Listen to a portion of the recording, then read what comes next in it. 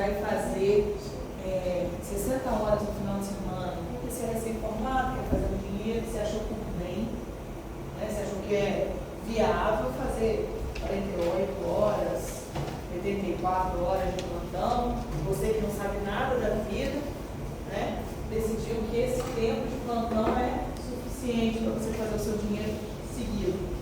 Só que você esquece que quando você faz esse tempo todo de plantão, a pessoa que você vai empurrar o pepino é para você mesmo. Né? Então, primeiro conselho do dia, quando vocês formarem, não deem um plantão atrás do outro no mesmo lugar. Façam 12 horas de plantão. Quando der 12 horas, vai para casa ou troca de serviço. Porque aí o pepino fica para outra pessoa resolver, se você não sabe resolver. Não que a gente está passando o BO, mas às vezes você não sabe aquilo, você não tem conhecimento, que vocês vão formar sem esse conhecimento. Tá? Não adianta, não fiz faculdade, sou médico, sim. A única diferença de você acadêmico e você médico é que você, como médico, está sendo responsável pelos seus atos. Como acadêmico, você ainda não é. Tá? Então, vocês não vão saber determinadas coisas quando vocês formarem. Vocês não têm know-how, vocês não vão ter conhecimento prático de assunto. Com o tempo, vocês vão ter. Então, primeira dica da tia para vocês: não façam 48, 60 horas, 84 horas de plantão no mesmo lugar, sozinhos. Porque a pessoa vai no seu plantão de manhã, você faz o diagnóstico errado, manda embora para casa. Aí ela vai voltar à noite. Aí você continua fazendo o diagnóstico errado, o tratamento errado. Aí manda embora para casa. Aí ela vai voltar, 24 horas depois você está lá ainda. Você vai olhar para ela e falar assim: isso aí é frescura, isso é mentira. E aí, na próxima vez que ela voltar, às vezes ela está parada. Não intencionalmente na maioria das vezes, tá, gente? Mas saibam as limitações de vocês no começo. Então não aplique dos primeiros plantões, até vocês pegarem o jeito, até vocês terem um pouco mais de experiência. Façam escolhas inteligentes na vida de vocês. Deem 12 horas de plantão. Porque às vezes um paciente ele consegue esperar 6 horas, 8 horas pelo tratamento correto. Mas ele não consegue esperar 48 horas pelo tratamento correto. Tem paciente que vai chegar para morrer na tua mão. Tudo bem, talvez morresse na mão de qualquer pessoa. Mas aquela doença que você poderia ter diagnosticado, ou aquele tratamento que você poderia ter implementado de início, se você ficar lá naquele lugar 48 horas, 72 horas, sem saber, quem vai morrer é o paciente, não é você. Como a gente tem que trabalhar, né? Mas, então assim, no início, conselho, 12 horas de plantão é mais que o suficiente, tá?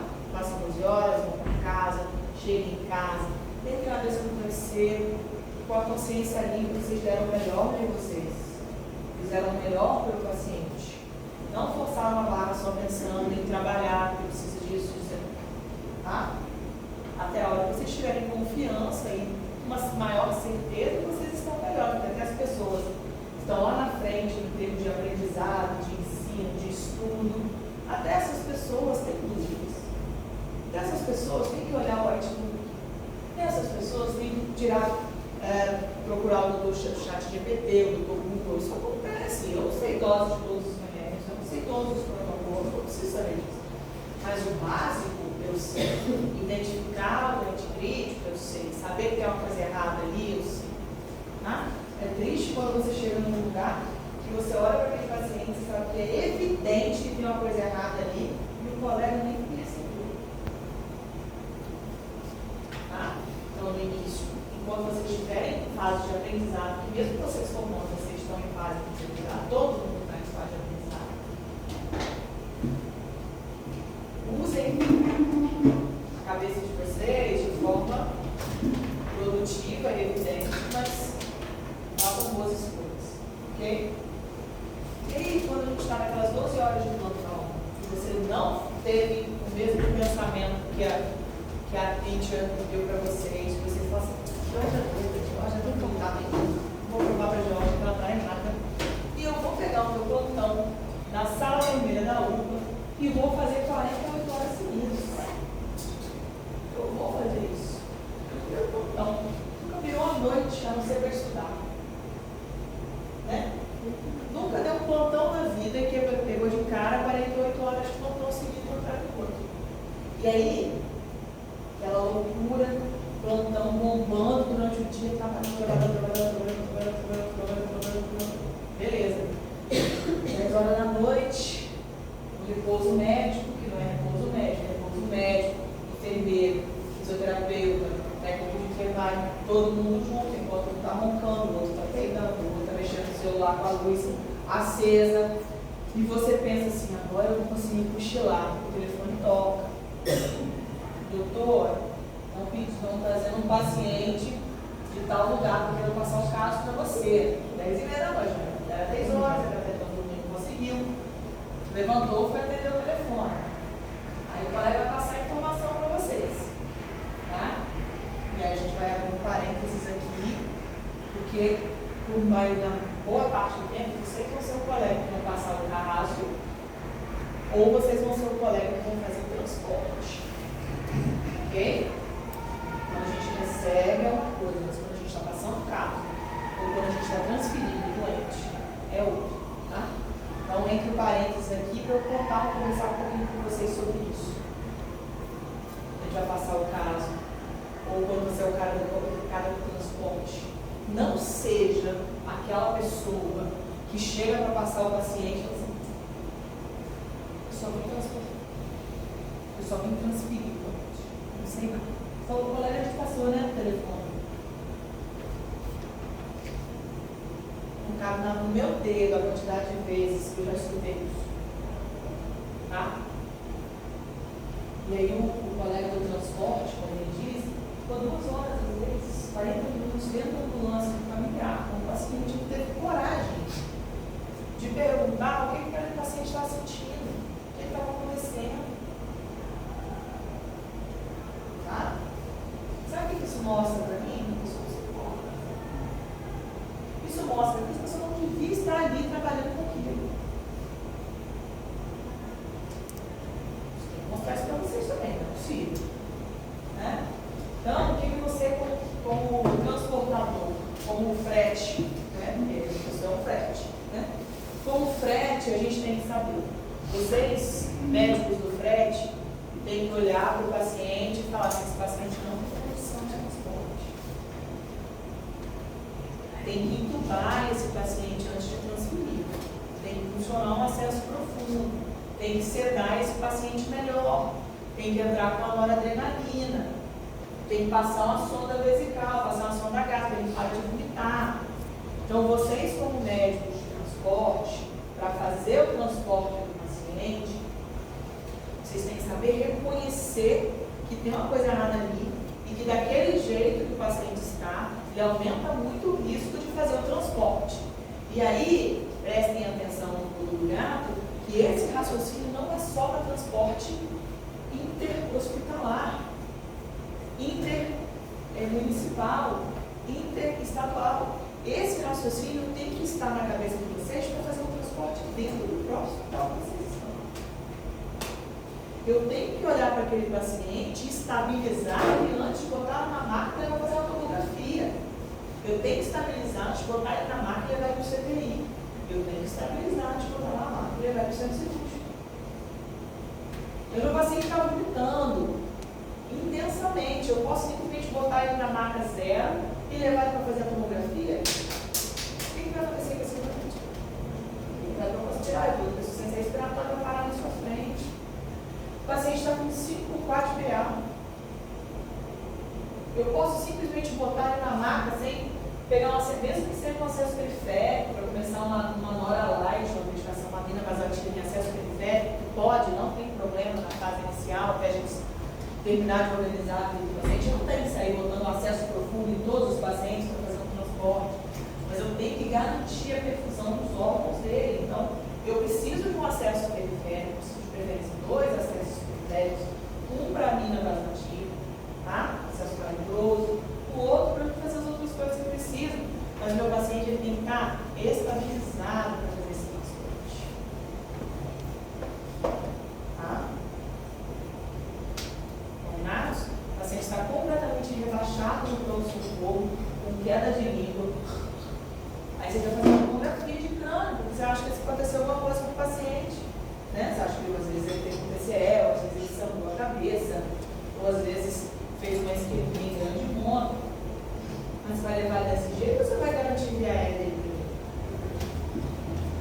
Então, toda vez que você for transportar um paciente, mesmo que seja de um setor para o outro, ou de uma cidade para outra, você tem que ter bom senso de olhar para ele e pensar, esse paciente tem condição de transporte? Primeira coisa. Ok? Então, está lá você no seu plano, está você na ligação, o paciente está chegando. Qual é a primeira coisa que eu vou fazer quando o paciente chega no estabelecimento que eu estou trabalhando? Primeira coisa. Primeira coisa. Eu preciso saber se ele está vivo. E não ria, é verdade. Não seja a pessoa que transporta um corpo. Não estou falando assim, se eu estou contando isso é porque tem isso na cabeça. Se eu estou falando isso é porque eu vivi isso. Tá? Já vivi isso, já chegou o paciente parado. E a história que você escuta é: nossa, por ele ter parado no elevador. Ou melhor, nossa, agora estava acabando quando a gente estava chegando na coluna. Nora adrenalina. Tá? Vai chegar lá embaixo no pronto-socorro, né? Normalmente no CTI. Bom, gente, olha só, o pensamento é o seguinte: nós estamos dentro da unidade de terapia intensiva, no CTI, recebendo um doente. Mas o paciente que está recebendo um doente está dentro de uma unidade móvel de terapia intensiva, UTI móvel. Então, eu vou falar com aspas bem grandes. Entre aspas, em teoria, essa UTI móvel tem que ter ventilador mecânico, bomba de infusão, droga, dispositivos e uma equipe especializada para fazer o transporte. Beleza? Uma UTI móvel é isso. Então, quando esses pacientes chegam no hospital, se a gente precisa de algum exame de imagem, o paciente já faz lá embaixo antes de chegar no circuito. Que depois que volta lá no leito, não, tem que descer com ele. Beleza? E algumas vezes eu já escutei isso, meu paciente não tem condição de fazer tomografia porque a hora acabou. O que a gente está lidando? Quem são as pessoas responsáveis por cuidar dos nossos entes queridos? Não seja esta pessoa. Isso é uma coisa muito séria. E vocês vão ver, eu discuti isso com vocês ao longo do semestre todinho, a responsabilidade que a gente tem quanto médico, o que a gente está lidando. Quando eu falo de terapia intensiva, eu estou falando daquela pessoa que está entre a vida e a morte, e que não dá para a gente errar e fazer corpo mole. Não dá para ter preguiça e trabalhar na terapia intensiva. Não dá. Não dá para a gente não ter bom senso. Tem que ter um mínimo de conhecimento. E isso é responsabilidade do médico. Você não sabe, não faz. Você não sabe, não faz. Vai trabalhar no PSF. Não estou diminuindo o PSF. Tá? Um PSF bem feito, um acompanhamento de medicina comunitária bem feito, diminui muito o meu atendimento no UTI. Então, eu trabalho em equipe. Mas se você não sabe lidar com doente crítico, você não sabe identificar um paciente grave, não trabalha onde o paciente grave vai chegar. Uma coisa completamente diferente, você está no PSF que não tem suporte, chega uma pessoa e cai dura lá na sua frente. O que você vai fazer? Vai fazer o primeiro atendimento, vai ligar para a UPA, para o SAMU, para o PU, para qualquer lugar. E eles vão lá buscar o doente, porque você não tem suporte. Agora, onde tem suporte, você está lá como médico responsável, você não sabe fazer as coisas, aí, pessoal, o buraco é mais embaixo. Tá? Então, vamos lá. E aí você não atendeu o telefone, você atendeu o telefone, você recebeu as informações, o colega que trouxe o doente para vocês não é só motorista de frete, né? Não é só carregador, ele é um médico do transporte que fez o acompanhamento, que avaliou a condição do paciente para o transporte ou não, tá? Então o paciente chegou para vocês no CTI,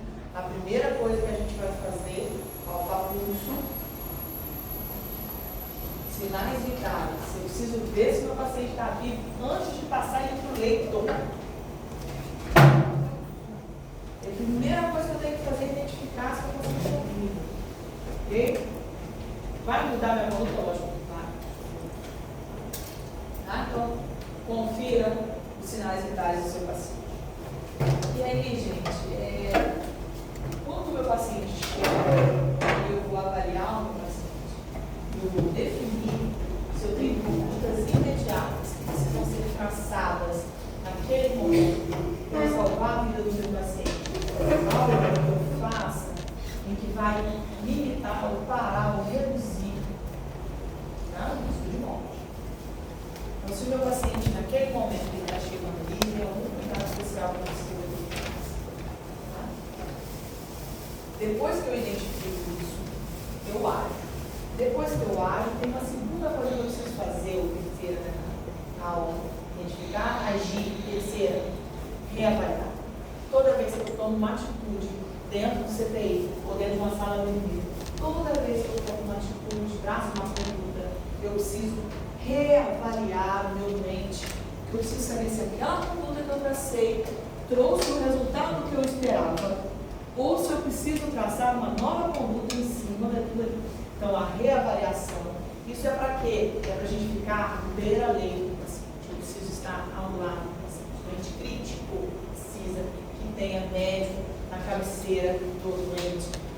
Eu não consigo, você é o único médico daquele setor, você não consegue fazer tudo bem. Então, você vai gerenciar a sua equipe, a equipe que trabalha com você, o técnico de enfermagem que está com aquele paciente, vai botar com a pessoa do lado do leito. Enquanto eu vou prescrever o que eu preciso prescrever, você está aqui. Qualquer coisa você me grita que eu volto. Entenderam? Tá? Então, nós vamos avaliar o paciente quando ele chega. E aí são monitorização, sinais vitais, cuidados iniciais, exame físico e anamnese guiados para aquele momento, naquela chegada, naquele insulto agudo. E aí eu vou definir, preciso de agir? Tem alguma conduta imediata que precisa ser tomada? Se sim, farei. Se não, se posso esperar, eu sigo todo o resto do protocolo que a gente vai seguir agora, que é terminar de pegar o caso com a equipe, conversar com os familiares, às vezes conversar com o paciente, não é só porque o paciente está no CTI, então o paciente vai estar entubado, não vai conseguir conversar e expressar as suas vontades, as coisas que aconteceram. E a gente toma um pódio na história super detalhada, rica em detalhes, e aí sim a gente pode sentar em frente ao computador e prescrever. Professora, onde eu trabalho não tem computador, não tem sistema de mão. Exato, então tá bom, vai lá, faz a mão de forma e letra legível. Porque aquele é um documento. Você pode riscar um documento? Não pode. Você pode pegar papel liquid paper, toque mágico, e um documento oficial, pode fazer isso? Não pode. O que você faz? Tira a folha, rasga e faz de novo. Isso é o que deve ser feito quando a gente está fazendo uma prescrição à mão. Errou, começa do início. Não pode ter rasura, esse é um documento oficial. Tá? Sabe por quê? Porque a pessoa pode ir lá rasurar, trocar a dose do remédio, não pode acontecer.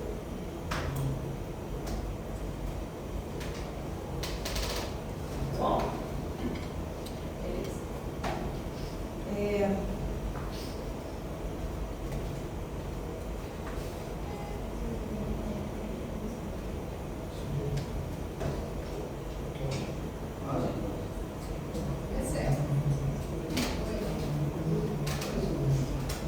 Terror do plantão. Terror do plantão. O telefone toca. É um desespero. Você está cansado, você trabalha o dia inteiro. Você está cansado. Você trabalhou o dia inteiro. E o telefone toca. Sabe aquela hora que você relaxou na copinha? Você está tomando seu café, comendo biscoito mais lentas. Você está comendo biscoitinho, mas é que a porcaria, gente. É uma coisa. E assim, é um momento tão gostoso. Você assim, eu Você está relaxado, é hora que a gente está dizendo aquela fofoquinha legal, entendeu? Contando no final de semana, o telefone toca. O telefone toca, o infeliz que está atendendo o telefone. Ah, sim, é a doutora Jorge que está te falando. O telefone toca, você sabe, é diferente aquele toque. Aquele toque é diferente. Você sabe que aquele toque é o caminho do pé. Aquilo ali é um gongo da igreja para a missa do sétimo dia. Porque você está cansado, você trabalhou, você já gastou sua energia, você já está naquele down, você já está no sua segunda garrafa de café, você não sabe quantos cafés você já tomou, o café já não está fazendo efeito mais. Sabe? Não adianta você tomar mais café, e é 10h30 da noite. E o telefone está tocando, e você vai querer atender, você atende. Aí os pais estão transferindo doente de água. Ele não vai chegar na hora, ele vai chegar 2 horas da manhã. E ele vai chegar e você tem que trocar todos os acessos. Você vai ter que levar para fazer, sabe? E aí você pensa, meu Deus, o que eu estou fazendo aqui? E você para e pensa, meu Deus, por que eu estou fazendo 24 horas de plantão? Por que eu não estou fazendo 12 horas de plantão? O telefone toca. E você pode pegar? Não. Você pode negar atendimento? Não. O que acontece? Então, mais ou menos. Porque se você está no hospital público, porta aberta, Rio de Janeiro, Souza Guiar, você pode. Se não tiver vaga, vai ficar no corredor, não é mesmo? E a gente faz o que com o paciente no corredor? Quem que cuida? Não é meu. Comigo não está. Não é assim. Tá? Facilitou muito a minha vida lá no Santa Catarina, depois que eles montaram um núcleo interno de regulação. NIR, núcleo interno de regulação. E através do núcleo interno de regulação, todos os pedidos de vaga, desde vagas externas até vagas internas do hospital, passam por uma triagem no NIR, via online ou telefone. Tá? E o NIR faz o filtro e encaminha determinado paciente para determinado setor. Tá? Então, chega um paciente no pronto-socorro com doutorado, IAN, com supra, vai para a hemodinâmica, e aí eles precisam de uma vaga. Se tiver vaga na UTI cardiológica, eles vão botar esse paciente preferencialmente na UTI cardiológica, que é onde o pessoal está mais adaptado, vê isso todo dia. Não tem vaga no gasto, tem vaga lá no meu setor, a gente vai para mim. E que eu sei lidar, eu sei mexer, só que é lógico que se a gente puder selecionar os pacientes específicos para cada lugar, é igual chega um politrauma com PCR, tem neuro, pós-operatório de transplante, você tem pós-operatório, e assim vai. Então, esta triagem, inclusive externa, que era um problema, que eles ligavam direto para o CTI, pedindo vaga, isso não acontece comigo mais. Eu não preciso lidar com solicitação de vaga externa. Ninguém está me ligando pedindo vaga. Eles ligam direto para o NIR. No NIR passa o caso, e aí a central de regulação do Estado, de acordo com a central de regulação do Estado, essa lista vai para o núcleo de regulação interno do hospital, e aí eles fazem essa triagem. Tá? É lógico que de acordo com a central de regulação do Estado, tem uma ordem, tá? Porém a gente ainda pode usar as prioridades, igual da aula passada. Tá? Mas quem faz essa triagem ainda é o NIR. Então essa responsabilidade negativa eu perdi, graças a Deus. Mas em contrapartida também, eu acabo tendo que receber umas coisas que não tem indicação, porque não sou eu que aceito. Né? Às vezes chega uns negócios que não precisava vir. Aí chega o paciente e fica lá 6 horas, 10 horas, eu não tempo, dizer. Mas entendam, se eu levo uma vaga e esse paciente, por exemplo, morre na ala, será que a culpa é minha? Não sei. Porque às vezes naquele momento que o paciente que pediu uma vaga, ele não precisava mesmo. O que eu preciso fazer? Eu tenho que relatar. Bom? Relatar. Então pede uma interconsulta, pede uma vaga. Por várias vezes, antes do ir subir, eu ia lá ver o que o paciente tinha. Quando eles pediam uma vaga, às vezes o paciente estava internado no hospital, eu ia lá no leito do paciente, examinava o paciente, via o que o paciente tinha, via o quadro clínico do paciente. Se o paciente não tinha indicação de CTI, eu ia lá no sistema e evoluía o paciente assim, escalando no momento, sem necessidade. Segue, sugiro, avaliação, para. Por vezes, às vezes eu não tinha vaga no CTI, eles pediam uma vaga de um paciente, mas não tinham tirar. Aí eu olhava o paciente na enfermaria, avaliar o paciente, necessidade de vaga, sem possibilidade de transferência no momento, porque né, não tinha vaga. Sugiro conduta tal, porque quem vai traçar, eu sugeri uma conduta, mas quem vai fazer não sou eu. É a pessoa que está lá na aula, responsável pela aula. Não pode, você tem. Entendeu? Algumas vezes eu já tive que dar suporte em PCR na aula, eu já fui ajudar o outro setor para entubar, o outro setor para fazer profunda, para fazer isso, para fazer aquilo. Um ecocardiograma, drenagem pericárdica, um pneumotórax, um choque cardiológico, um choque obstrutivo. Numa doideira, eles pedem ajuda, a gente vai, porque nós estamos falando do quê? Eu trabalho em equipe e é ser humano, né? Mas, toca, eu atendo, eu aceito, tá? E eu vou receber. E quando esse paciente chega lá no CTI, a primeira coisa que eu vou fazer? Sinais vitais, eu preciso ver se ele está vivo. Preciso saber se ele está parado, preciso saber se ele está em estado agônico para eu fazer alguma coisa imediatamente. Condutas imediatas. E essas condutas imediatas, elas vão surgir a partir de sinais vitais, monitorização hemodinâmica básica, junto com anamnese e exame físico guiado. Concorda comigo? Nesse momento, eu não vou ficar testando reflexo tendíneo. Né? Eu não vou ficar pedindo para o paciente fazer aquele testezinho do relógio para saber se ele tem algum tipo de demência, não vou fazer isso. Vocês concordam comigo? Mas é nesse momento que eu vou avaliar pele, sudorese, se o paciente está incorporado ou não, ausculta cardíaca, ausculta pulmonar, frequência cardíaca, pressão, perfusão, certo? E tomarei conduta a partir dessas informações, tá? Feito isso, condutas imediatas traçadas, eu tenho que fazer o que em seguida? Depois de toda vez que eu traço uma conduta, eu tenho que fazer o quê? Reavaliar. Reavaliar. Relatar também, mas eu não vou parar o que eu estou fazendo para descrever. Eu vou fazer tudo lá, depois eu descrevo. Tá?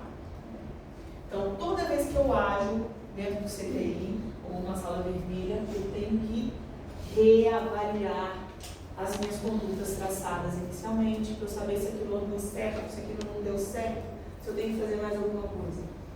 Tá? Então, eu fiz as minhas condutas imediatas, eu reavaliei meu doente. Tá tudo bem? Agora eu vou fazer o quê? Exame físico completo, mas uma história perfeita. Qual é o nome técnico disso? Anamnese. Anamnese. Que anamnese é essa, Georgia? Queridos, não é essa anamnese mesmo. Aquela. Sim. História atual da doença, história patológica, história gestacional. Eu quero saber história escolar. Eu quero saber tudo.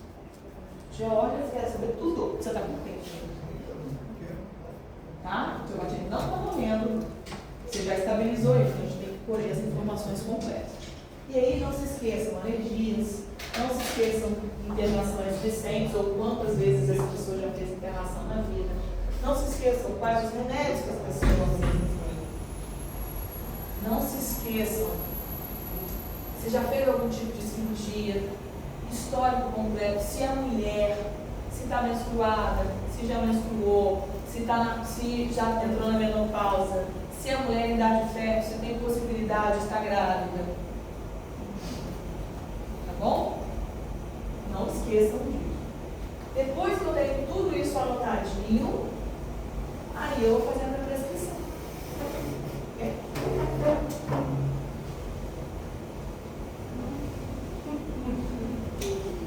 Nem todo doente tem indicação de CTI, tá?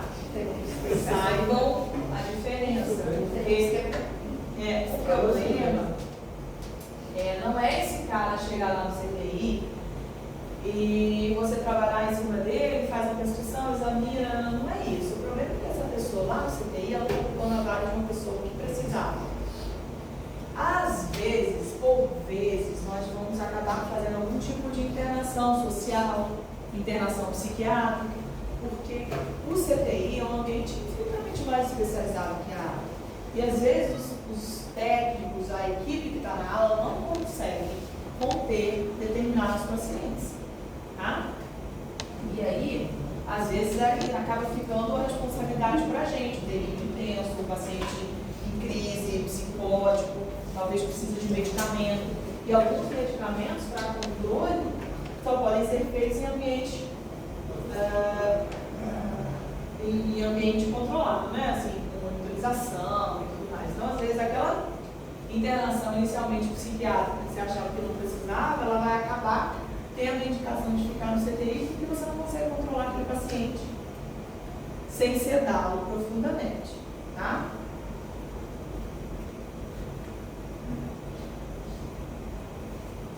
Então vamos lá. O paciente chega, nós admitimos, vamos avaliar se ele está vivo, sinais vitais com monitorização básica. Olhe, escute e sinta. Olhe o doente. Olhe para a cara do paciente, vê se ele está sofrendo, se ele tem sinais de gravidade imediata, tá? Escute o que ele tem para te dizer, o que a equipe que está fazendo o transporte tem para te falar, tá bom? Sinta a pele, veja pungente, veja turgor, veja diaforese, sinta se o paciente tem odor etílico, odor cetônico, fétido. A partir daí, uma anamnese, exame físico guiados, e a gente define quais são as condutas imediatas. Que condutas imediatas são essas, Jorge? São condutas que vão tirar o paciente do risco iminente de morte. É uma intubação, é uma drenagem de tórax, é uma drenagem do pericárdio, é um início de aminas vasoativas, é a troca de um acesso periférico. Nossa, meu paciente, não sei que o paciente está chocado, com hora a 20 ml hora, só para acesso periférico, porque eles começaram a estar perdido. Então, às vezes, é um acesso periférico bobo que o paciente precisa e que vai salvar a vida dele, e que se a gente não identificar isso nesse momento, o paciente morre. Tá? Outra coisa importante, neste momento aqui, é imprescindível que o médico faça a organização da equipe. A primeira coisa que a equipe de enfermagem quer fazer quando recebe o paciente é trocar a fralda daquela porcaria daquele paciente. É a primeira coisa que eles devem fazer. Quer botar o paciente no leito e já quer logo virar para trocar. Porque eles querem resolver a vida deles, para eles fazerem as outras coisas, porque eles têm um zilhão de coisas para fazer dentro daquele setor. Tá? Só que vocês acham o que é mais importante? Trocar a fralda ou monitorizar os sinais vitais? Monitorizar os sinais vitais. Então, para você entrar, para você avaliar o paciente, a equipe tem que deixar você entrar. E a equipe tem que saber o que é prioridade. Eles só vão saber o que é prioridade se você der o comando. Gente, eu preciso que veja a HMT, eu preciso que veja a temperatura e monitorize ele para mim. E você está do lado do paciente. Tá? E nessa hora que eles estão monitorizando o paciente, você já está com o esteto, já está examinando o paciente, já está com a mão na mão do paciente, vendo a perfusão, já está olhando mucosa, já está conversando, dando um tapinha no fulano, fulana. E aí, junto com o exame físico guiado, junto com a monitorização e um pouco de conversa, a gente consegue definir isso aqui. Qual é o primeiro exame que eu vou fazer no paciente? O primeiro exame laboratorial que eu vou fazer no paciente dentro da unidade de tratamento? HGG. Primeiro exame. 15 segundos está pronto. E o segundo, laboratorial? Provavelmente, que normalmente você tem uma gasometria dentro do ambiente de terapia intensiva. Você tem? Tá? Mas o primeiro exame é o HGG. Você vai fazer em todos os pacientes que chegam no CTI? Sim. Sim. Delírio pode ser hipoglicemia. Rebaixamento sensório pode ser hipoglicemia. Tá? Quais outros exames que a gente vai fazer no aí, além do exame físico? Hoje em dia, nós precisamos, por cada dia que passa, ficar mais acostumados e adaptados ao uso do ultrassom. Não é frescura, não é elitismo, é a medicina como ela deve ser. O tempo de eu conseguir um raio-x de tórax, um paciente no leito de CTI, é pelo menos 40 minutos. Vocês já viram um carrinho de raio-x? Um aparelho de raio-x? É um trambolho desse tamanho, pesa para caramba, com rodinhas que estão sempre agarradas, e aí o cara vai empurrando para um lado, vai empurrando para o outro. Não tem um raio-x em todo lugar. Normalmente é um raio-x desse de transporte do hospital todo. O cara, se ele estiver à toa, ele está lá no pronto-socorro, até ele subir para pegar o carrinho, para levar lá, para fazer no mínimo 45 minutos. Agora, se ele estiver em outro CTI, fazendo o exame em outro paciente, então ele tem que ir lá, levar o carrinho do raio-x contátil, fazer o raio-x, descer com o filme, revelar o filme, botar ele no sistema para você ter acesso àquela imagem. Aí você vai olhar o raio-x e vai falar assim, nossa, que raio-x não feio. Vai falar mal do técnico para mim, raio-x. Vou ter que usar a tomografia. Mas é uma conexão. Entendeu? Então, o ultrassom, ele entra aí no beira-leito do paciente crítico, desses pacientes, para ajudar a gente no diagnóstico diferencial, principalmente na primeira avaliação de situações de urgência, onde eu não posso esperar e nem posso transportar o paciente para a tomografia. Tá? Então, o que eu consigo fazer com o ultrassom? Gente, olha que difícil falar desse ar-condicionado no fone na minha cabeça. O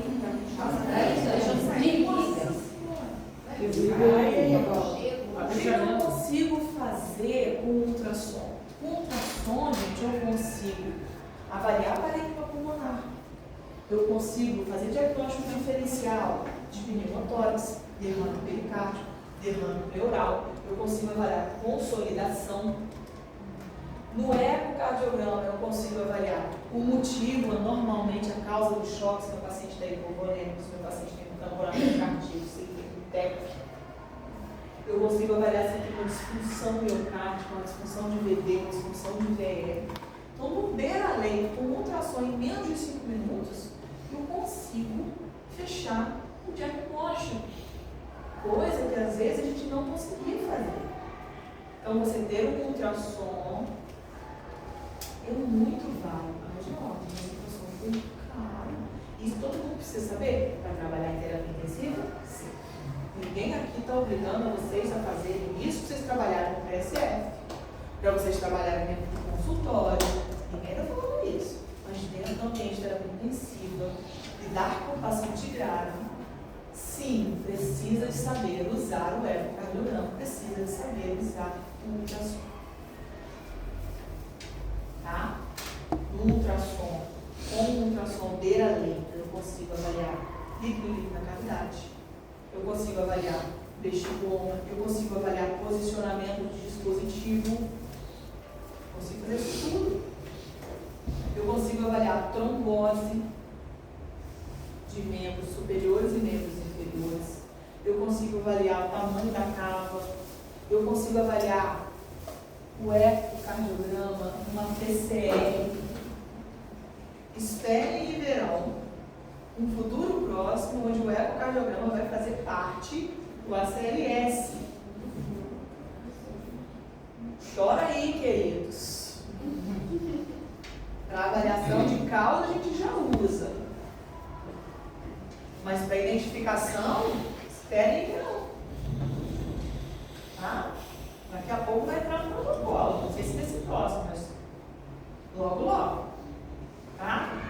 Então, o que a gente vai fazer com gente, pessoal?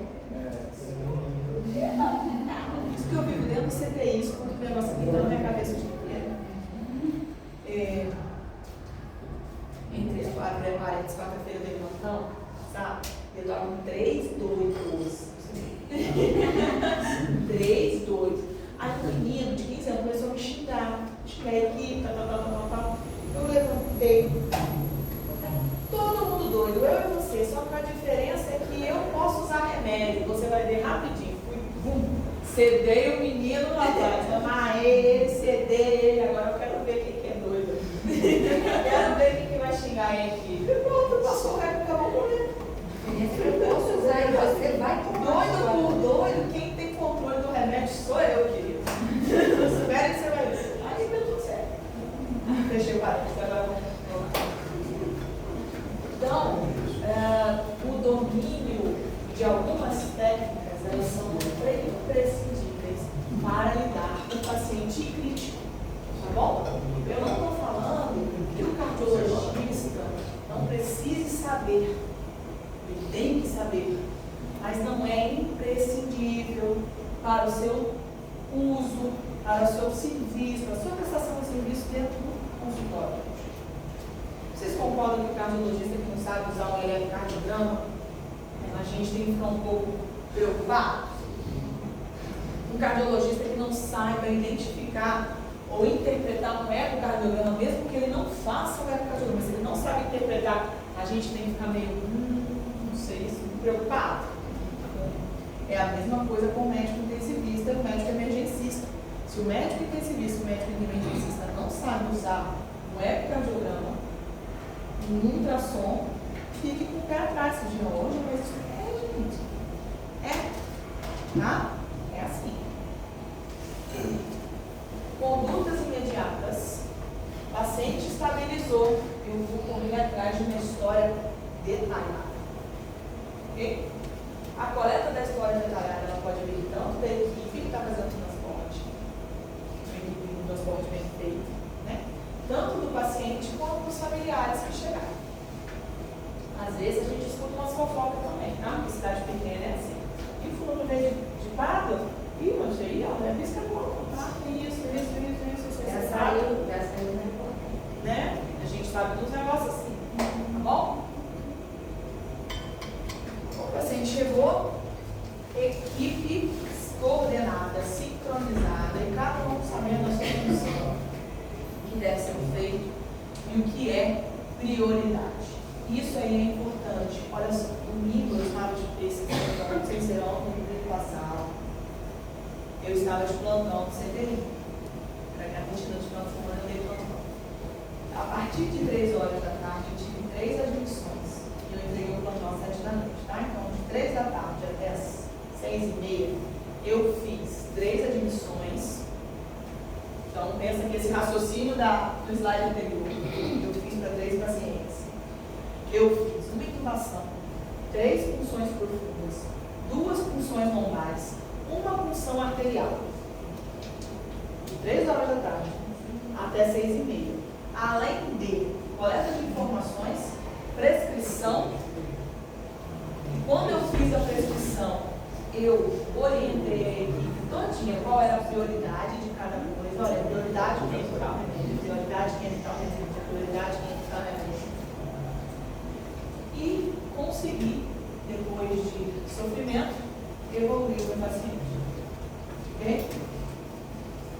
De longe, mas você é doideira, você está falando isso só para falar que você é maravilhosa? Também. Porque eu sou. Mas a gente precisa saber o que para você cobrar dele de mais de tudo, você tem fazer.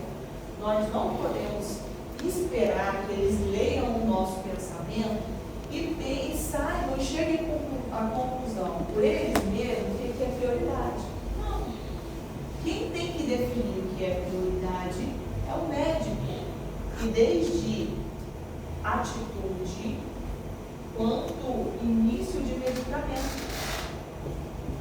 Então você faz uma prescrição gigantesca e você não tem que esperar que a equipe saiba qual remédio, qual medicamento é prioritário ao outro. Quem tem que saber é você. E você tem que ter uma comunicação clara com a sua equipe e falar: fulano, no leito 5, eu preciso que o antibiótico entre primeiro. E eu preciso que a noradrenalina entre. Beltrano, no leito 6, eu preciso que a sedação entre primeiro. Beltrano, qual é o outro? Ciclano, no leito 7, eu preciso que entre antitérmico e antibiótico. Essas são as minhas prioridades. E os procedimentos? Vocês acham o que é prioritário? Paciente em choque, precisando que a gente inicie aminas vasoativas, e ele só tem um acessozinho bobo periférico. Aí o que é naquela prescrição enorme que você fez, que tem sondagem vesical, sondagem nasogástrica, intubação, punção profunda e PAM. O que é prioridade? Punção, intubação, sondagem vesical, sondagem nasogástrica. Quem vai definir isso é você. Entendeu? Neste dia, eu tinha que fazer um monte de coisa nesses pacientes e, além de tudo, os dois pacientes tinham diagnósticos importantes que eu precisava de fazer. E esses dois diagnósticos importantes que eu precisava de fazer, eu só podia através de um exame específico. Eu só podia até 5 horas da tarde. Eu precisava de fazer punção lombar em 2 pacientes e o laboratório só recebia o líquido até 5 horas da tarde para ele me dar o resultado, senão só no dia seguinte. Então, que era a minha prioridade? A vida do paciente e a punção lombar. Então, o paciente chegou, eu tomei punção profunda rapidinho, porque eu precisava fazer remédio, e fiz a punção lombar. O outro paciente, ele já estava entubado, ele já tinha chegado entubado e já vinha com uma profunda do outro hospital. Então, eu só sedei melhor, controlei a temperatura e fiz a punção lombar. Quando eu terminei de fazer todas as outras coisas dos pacientes, eu voltei naquele paciente que já tinha uma profunda do outro hospital e funcionei um acesso novo que eu precisava distribuir os drips. Precisava distribuir os remédios. Mas aquilo, vocês acham que essa distribuição dos remédios era prioridade? Não era, por isso que eu deixei para fazer por último.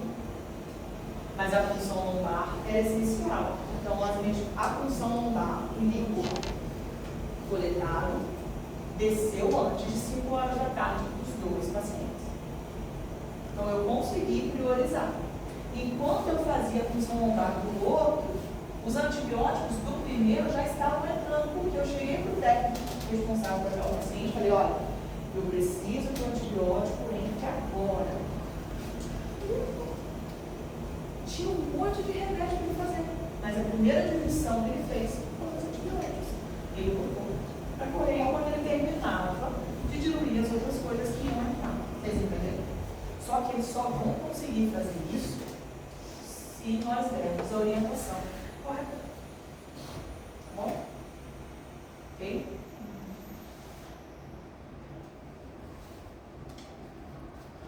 Medidas, condutas imediatas que a gente pode precisar de fazer. Tá? Às vezes é uma intubação, às vezes é uma medida numa PCR, às vezes é trocar as aminas, aumentar a dose, iniciar a amina, às vezes um acesso periférico, cardioversão elétrica, drenar um tórax, tá? Fazer uma punção profunda, um procedimento, ok? São normalmente as condutas imediatas que a gente tira o paciente do risco iminente de morte. Além disso, quando eu estou fazendo a avaliação do beira-leito do paciente, eu estou fazendo exame físico guiado, coisas importantes que precisam ser avaliadas. mucosa, eu preciso saber se o paciente está incorporado, eu preciso saber se tem icterícia, eu preciso saber se ele está bem perfundido ou não. E prestem atenção, eu consigo ver isso no sinal de moto, para ver perfusão no joelhinho, que a gente vai aprender isso na próxima aula.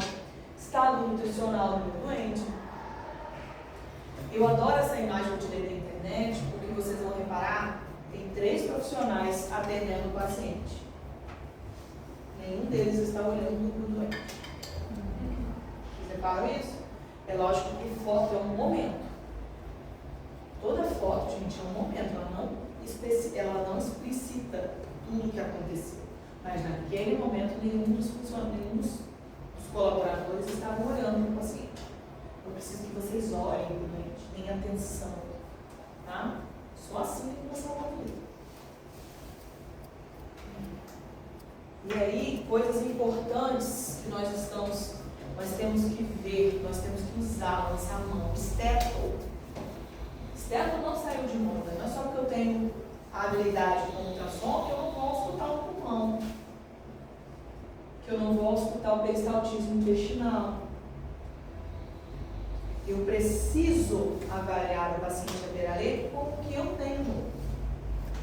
Então, as minhas mãos e os meus olhos, eles são as primeiras ferramentas que eu vou usar para identificar as alterações que o meu paciente tem. Então, palpação, percussão, exame físico é essencial. Vocês já escutaram que o ultrassom já está fazendo parte do exame físico do paciente. Mas primeiro, tá? Esteto, monitorização, exame laboratorial, primeiro de todos, HGT. Os outros exames eu posso fazer, depende do que você tem disponível no momento, mas a gasometria ela fica rapidinho, é só colher o sangue arterial. Para me ajudar a entender por que o paciente está taquipneico, diaforético. Às vezes ele está com uma acidose metabólica que precisa tratar. Às vezes é uma certa acidose diabética. Tá? Então, se eu pego uma gasometria, uma acidose importante, abaixo de 7,15, num paciente hiperglicêmico, 200, 300, HI, e ele está com dispneico, às vezes ele está fazendo o quê? Separação diabética. E eu consigo fechar esse diagnóstico presuntivo, que a gente só consegue confirmar por A mais B se tiver cetonúria ou cetona na corrente sanguínea. Mas eu tenho diagnóstico presuntivo, eu tenho um caminho para seguir. Concordam comigo? Você sabe qual é o tratamento de separação diabética? Hidratação. Insulinoterapia.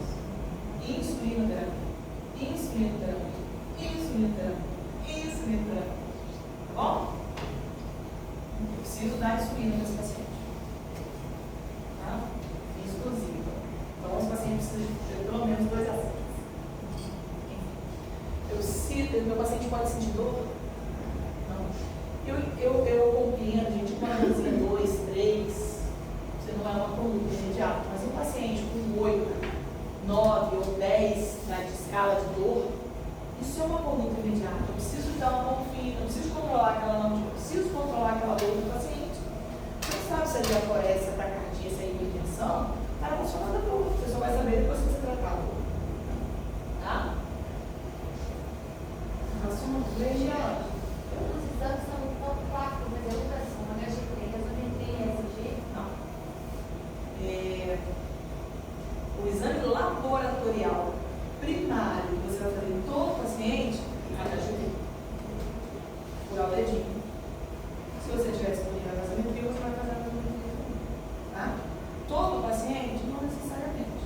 O ecocardiograma, ele vem como exame parte do exame físico. O ecocardiograma, ele entra já na esfera dos exames físicos. Então, eu consultei o paciente, avaliei a perfusão, avaliei a glucose, peguei meu eco, passei o eco no coração, passei o eco no pulmão, para saber o que está acontecendo. Tá? Ele faz parte do exame físico. Bom?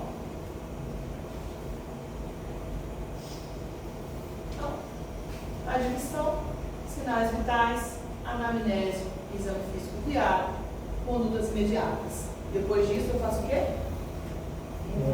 Reavalio o paciente. Reavaliei, meu paciente está vivo, está tudo bem, ele não tem novas condutas para serem traçadas imediatamente que vão, né, impedir o processo de morte. Eu vou partir para a história detalhada e vou correr atrás da minha prescrição. Tá? E aí, pessoal, vem o teste. Teste de load ajuda muito. Vocês já tiveram uma aula disso. Killer. Que é o abraço, né? Um paciente de terapia intensiva que a gente tem que dar pelo menos uma vez ao dia. E ele ajuda muito a gente a entender as prioridades que precisam ser avaliadas em todo o paciente. Tá? Ele vai ajudar a gente na prescrição do paciente. Isso aqui é uma receitinha de bolo, onde a gente vai usar esses pontos.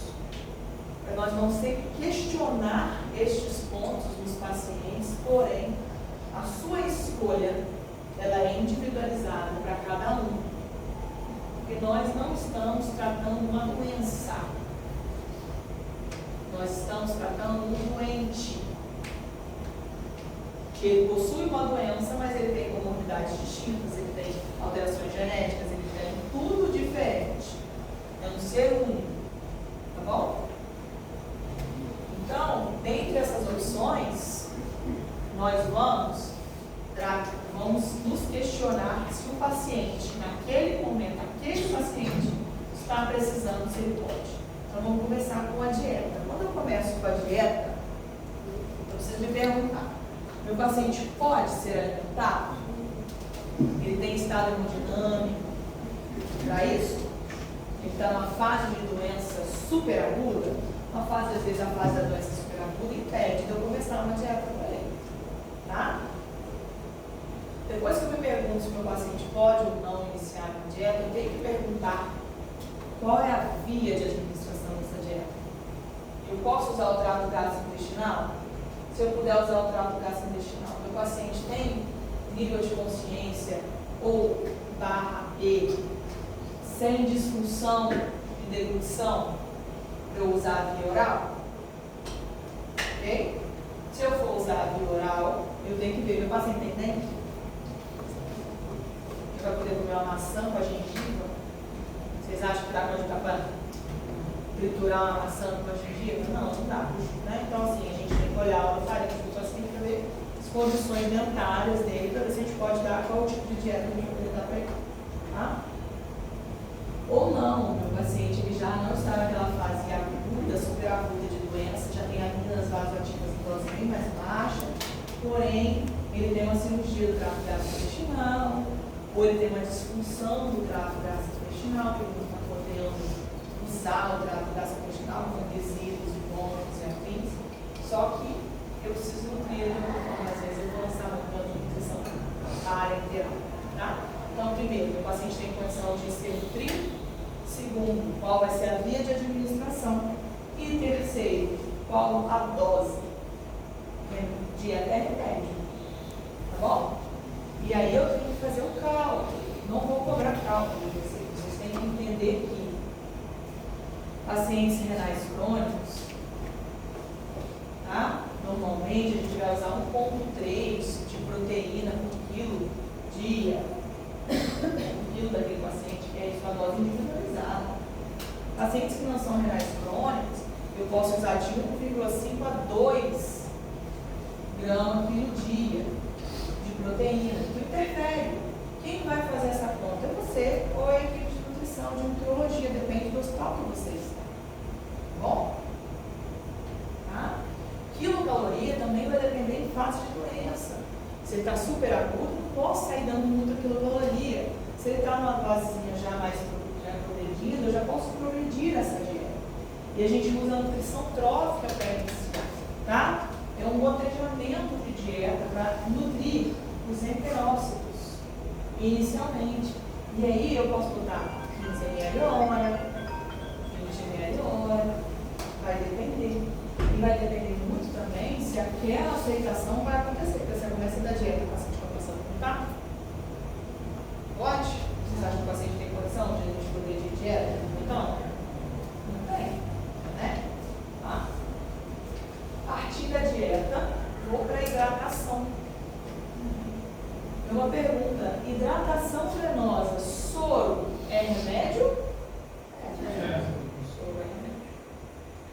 posso dar todo o direito? Não. Tem que ter indicação. Bom, então eu preciso saber que fase de doença que o meu paciente está. Ele está precisando de alíquotas de volume, reposição volêmica, né? Preciso fazer 30 ml por quilo, né? Eu preciso fazer 250 por quilo. Ou não, meu paciente já saiu daquela fase aguda do choque, da reposição volêmica, eu estou naquela fase de hidratação. Vocês bebem água? Todo dia, né?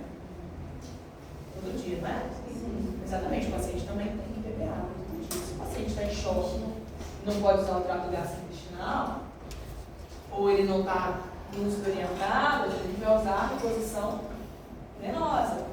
Ou não, o meu paciente já saiu daquela fase aguda, crítica, mas ele ainda está entubado, ele não tem, né, não consegue deglutir para beber água no copo, a gente pode dar hidratação na sonda. Mas muito vai depender em que momento eu encontro no paciente. Que situação de vida que ele está vivendo naquele momento. Tá? Quando eu falo de hidratação venosa e de alíquotas de volume, eu preciso saber se meu paciente ele tem SARO, se ele já está congesto. Eu preciso saber se meu paciente tem um bom funcionamento cardíaco para aguentar volume. Entendam que você chegou no seu plantão e o plantonista do plantão anterior, ele fez 3 litros de volume de reposição do seu paciente. Positivou 2,5 litros. E o seu paciente ele continua, mesmo com reposição volêmica, ele continua 7/4 de pressão. Vocês acham que é volume que esse paciente está precisando? Não, não é. Agora, se ele recebeu essa quantidade incrível de volume nas últimas 12 horas, não urinou nada, continua hipotenso, onde que está esse líquido? Tecido, terceiro espaço, tecido. Ele está dentro do intestino, está em volta do intestino, ele está no cérebro, ele está no pulmão. Então, todo aquele volume que você deu, que não ficou dentro do vaso, foi para algum lugar. Então, será que aquele paciente está precisando de mais reposição volêmica? Então, quando a gente fala de hidratação, eu tenho que saber o meu paciente, se ele tem insuficiência cardíaca. Eu tenho que saber se meu paciente tem desnutrição. Sabe aquela avaliação nutricional que eu falei para vocês? Você tem que olhar o paciente para ver se ele está desnutrido. Porque quando você olha para aquele paciente, você tem que saber. Gente, esse paciente deve ter uma albumina baixa. Se o paciente tem uma albumina baixa, ele não vai segurar líquido dentro do vaso. Vai tudo tem que ser espaço. Tá? Então, além de eu identificar o meu paciente no contexto geral, as suas doenças prévias e como ele chegou lá, eu preciso saber qual o tipo de fluido que eu vou ofertar para aquele paciente. Então a gente precisa saber as características dos fluidos. Qual a diferença do hiperlactato, do soro fisiológico, do soro glicosato, para a solução balanceada?